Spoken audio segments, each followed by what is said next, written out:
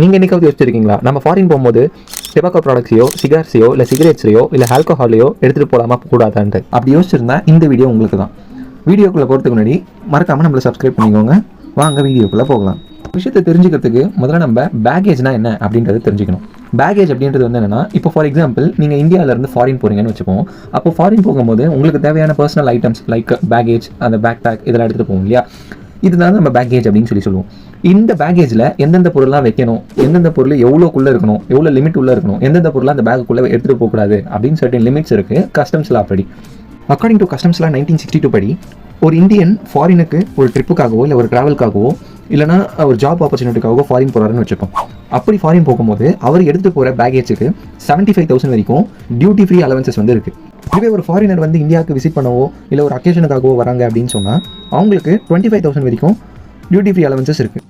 இப்போ இந்த tax rate வந்து எவ்வளோ பர்சன்டேஜில் போடுவாங்க அப்படின்னு சொன்னால் 10%லேருந்து 35% வரைக்கும் பேஸ்ட் ஆன் த கமாடிட்டியை பொறுத்தோ இல்லை ரூல்ஸ் கஸ்டம்ஸ்ல ரூல்ஸ் பேஸ் பண்ணியோ அந்த டேக்ஸை வந்து லீவ் பண்ணுவாங்க.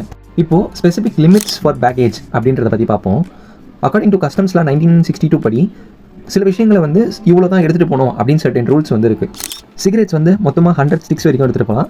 அதேமாதிரி சிகார்ஸ் வந்து 25 ஸ்டிக்ஸ் வரைக்கும் எடுத்துகிட்டு போகலாம்.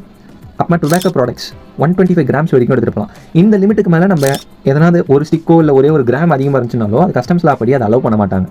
அதே மாதிரி கோல்டு, ஒரு விமன் வந்து அப் டு 40 கிராம்ஸ் வரைக்கும் கோல்டை வந்து கேரி பண்ணிட்டு போகலாம். அதே மாதிரி ஒரு மென் வந்து 20 கிராம்ஸ் வரைக்கும் கோல்டை வந்து கேரி பண்ணிட்டு போகலாம். இந்த கோல்டு வந்து மோஸ்ட்டாக ஜுவல்லரி ஃபார்மில் தான் இருக்கணும், விச் மீன்ஸ் ஆர்னமெண்ட்ஸாக தான் இருக்கணும். அது காயினாவோ இல்லை பிஸ்கெட்டாவோ இருக்கக்கூடாது. அப்படி காயினாவோ பிஸ்கெட்டாவோ இருந்தால் அது வந்து எக்ஸம்ப்டடாக கருதப்படும்.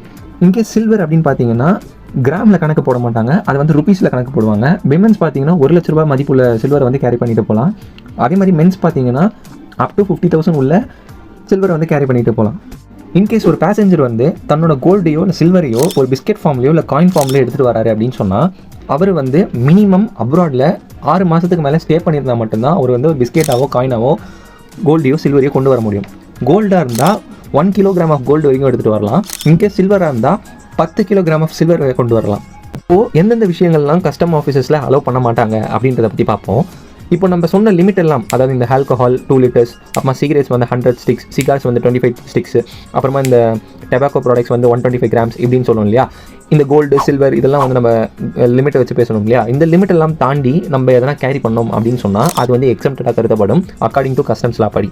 இதை தாண்டியும் சில எக்ஸம்ஷன்ஸ் இருக்குது. அது என்னன்றதை பார்ப்போம்.